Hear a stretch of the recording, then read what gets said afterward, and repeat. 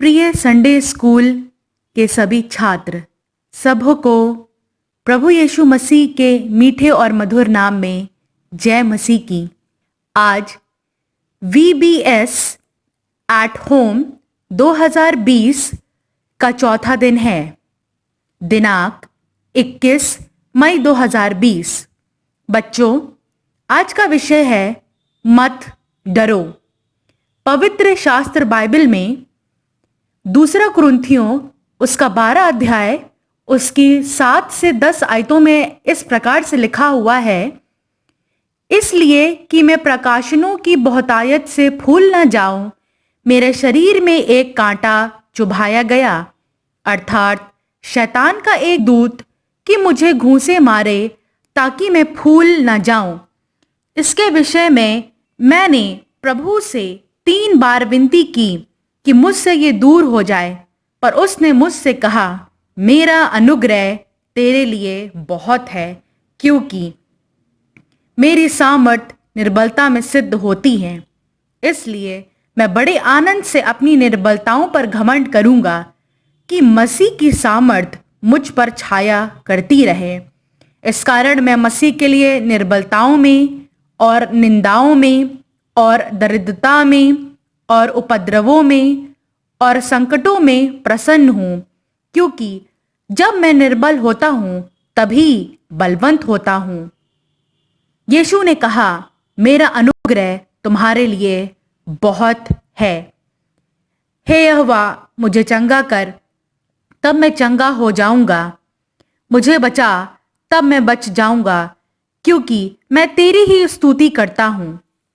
बच्चों, हर कोई अपने जीवन में कठिन समय से गुजर रहा है, चाहे वो स्कूल हो, चाहे वो घर हो, चाहे वो दोस्तों के बीच में हो या अपने परिवार के साथ हो। याद रखें, आप अपने जीवन में हर चीज के साथ ईश्वर पर भरोसा रखें।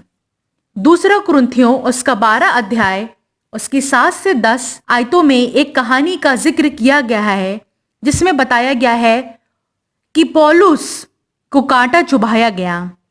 ये कांटा एक महामारी की ही तरह है, जैसे कि नेत्र रोग, मलेरिया, प्लेग, फ्लू या किसी भी प्रकार को कोई अन्य प्रकार की बीमारी भी ये हो सकती है। लेकिन ये पौलुस के लिए आध्यात्मिक प्रलोभन था कि ये पक्का करें कि क्या वो यीशु में अपना विश्वास करता है, क्या उसका विश्वास इतना मजबूत है कि वो खुदा पर ईमान लाए। वास्तव में पौलुस को कोई विशेष अधिकार प्राप्त थे, जो कि अन्य जातियों के लिए ईश्वर के प्रेरित के रूप में था, लेकिन उन्हें कई कठिनाइयों, खतरों, समस्याओं का भी सामना करना पड़ता था, जिसमें से एक था कि उसके मांसों में भरा हुआ कांटा। ये मांस से भरे हुए कांटे एक महामारी की तरह थे, जो शैतान का दिया हुआ था। पौलुस ने इस असहनीय दर्द को दूर करने के लिए 3 बार ईश्वर से प्रार्थना करी। लेकिन क्या आपको मालूम है कि उसको गर्व करने से रोकने के लिए ये महामारी या ये मांसों में भरे हुए कांटे दूर नहीं किए गए, ना ही उनको ठीक किया गया, क्योंकि उसे प्रभु से भारी विशेष अधिकार प्राप्त थे। प्रिय बच्चों, प्यारे बच्चों, एक बात हमेशा याद रखें, प्रभु यीशु क्रिस्ट ने लूका रचित सुसमाचार उसका 24 अध्याय उसकी 26 आयत में लिखा है, क्या अवश्य ना था कि मसीह ये दुख उठाकर अपनी महिमा में प्रवेश करे। आगे अगर हम देखेंगे बाइबल में, तो अय्यूब की कहानी का भी जिक्र किया गया है। अय्यूब की पुस्तक एक भले व्यक्ति के साथ घटी घटना का विवरण प्रस्तुत करती है, जिसे महाविपदा का सामना करना पड़ता है। उसके सभी बच्चों की अचानक मौत हो जाती है, उसकी संपत्ति भी सत्यानाश हो जाती है और वो स्वयं एक बहुत ही खराब रोग का शिकार हो जाता है। अय्यूब ये नहीं समझ पाता कि कैसे परमेश्वर उस जैसे मनुष्य, जो बहुत ही भला और धर्मी व्यक्ति था, के साथ इतनी सारी बुराई होने दे रहा है, और इसलिए वो मनुष्य परमेश्वर को निधड़क चुनौती देता है। अय्यूब का विश्वास टूटता नहीं है, परंतु वो परमेश्वर की दृष्टि में धर्मी ठहरने और भले मनुष्य के रूप में अपने आदर को पुनः प्राप्त करने के लिए हमेशा तैयार रहता है। बच्चों, ये जो कोरोना वायरस की महामारी आई हुई है पूरे विश्व भर में, ये संकट का समय है और ये संकट के समय का उपयोग ईश्वर द्वारा हमें प्रत्येक दिन के मूल या उसकी इंपॉर्टेंस के बारे में ज्ञान देने के लिए किया जाता है। आगे अगर हम देखें भजन संहिता उसका 90 अध्याय उसकी 12वीं आयत में, वहां इस प्रकार से लिखा हुआ है, हमको अपने दिन गिनने की समझ दे कि हम बुद्धिमान हो जाएं। दूसरा कुरिन्थियों उसका 12 अध्याय उसकी 9वीं आयत में खुदा यूं कहते हैं, मेरा अनुग्रह तेरे लिए बहुत है, क्योंकि मेरी सामर्थ निर्बलता में सिद्ध होती है। लूका रचित सुसमाचार उसका 12 अध्याय उसकी 25 से 26 आयत इस प्रकार से व्यक्त करती है, तुम में से ऐसा कौन है जो चिंता करने से अपनी आयु में एक भी घड़ी बढ़ा सकता है? इसलिए यदि तुम सबसे छोटा काम भी नहीं कर सकते तो और बातों के लिए क्यों चिंता करते हो? बच्चों, हमें किसी भी प्रकार की चिंता नहीं करनी है, ना किसी भी बात से परेशान हो रहा है, परंतु हर एक बात अपनी विनती और निवेदन को प्रभु के सामने उसके पवित्र चरणों में रखना है। आज कई लोग कोरोना वायरस से परेशान हैं, लेकिन यह समय परमेश्वर पर भरोसा करने का है। खुदा पर अटूट विश्वास रखें, लगातार प्रार्थना करें। ये बंधन टूटेगा, प्रभु यीशु मसीह के नाम में टूटेगा। ये मुश्किल का वक्त जरूर है, पर यह निश्चय खत्म होगा। ये मुश्किल समय एक तरीके की परीक्षा है हमारे लिए, ये पता करने के लिए कि हम परमेश्वर के प्रति कितने वफादार हैं या कितनी प्रार्थनाएं करते हैं। मेरे प्रिय प्यारे बच्चों, प्रभु यीशु मसीह पर अपना विश्वास रखें, घुटनों पर जाकर प्रभु से प्रार्थना करें और सारी बातें प्रभु के सामने अपना हृदय खोल के रखें और सब एक चिंता को प्रभु पर छोड़ दें। वो आपको निश्चित रूप से सर्वश्रेष्ठ देगा। वो अपने बच्चों को कभी अकेला नहीं छोड़ता है। प्रभु ने कहा, डरो मत। परमेश्वर आप सबों को आशीष दे। God bless you. Praise the Lord, dear Sunday school children.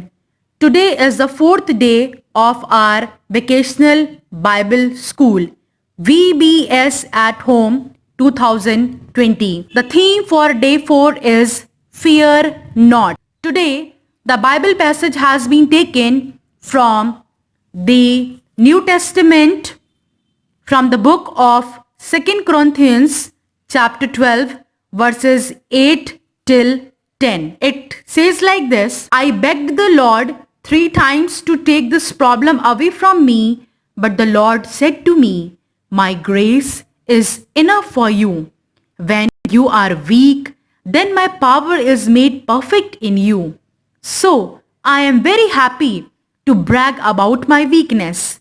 Then Christ's power can live in me. So I am happy when I have weaknesses, insults, hard times, sufferings, and all kinds of troubles. All these things are for Christ, and I am happy because when I am weak, then I am truly strong. Dear Sunday school children, everyone goes through tough times in their lives, maybe at school, at home, with friends or family. Just children, remind yourself that you can trust God with everything in your life. Here in this story that is present in 2 Corinthians chapter 12 verses 8 till 10, here in the given words, Paul's thorn in his flesh is just like a pandemic, like an eye disease, could be malaria, it could be plague, or even it could be flu or any other kind of disease. But this was a spiritual temptation for Paul, that how strong his faith is in Jesus.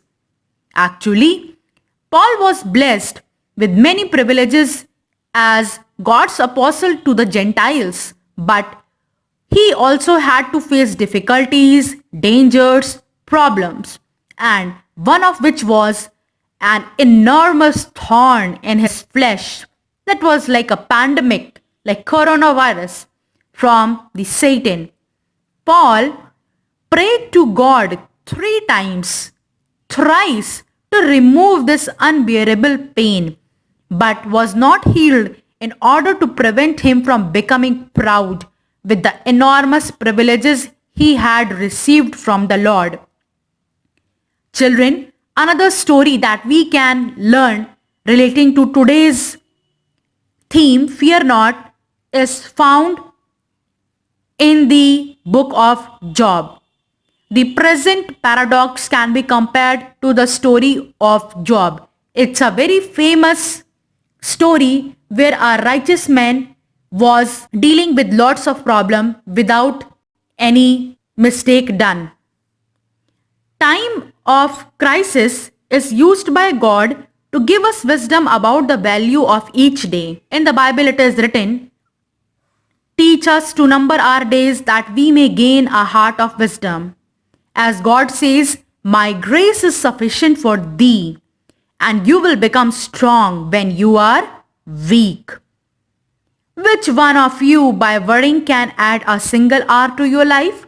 Since you cannot do this very little thing, then why do you worry about the rest? This verse is found in the Bible in the Gospel of Luke chapter 12 verses 25 till 26. In Old Testament there is also one book, that is Jeremiah chapter 17 verses 14. It states, "Make me well, O Lord, and I will be well. Be my Savior, and I will be safe, for you are my hope." Children, you know one thing?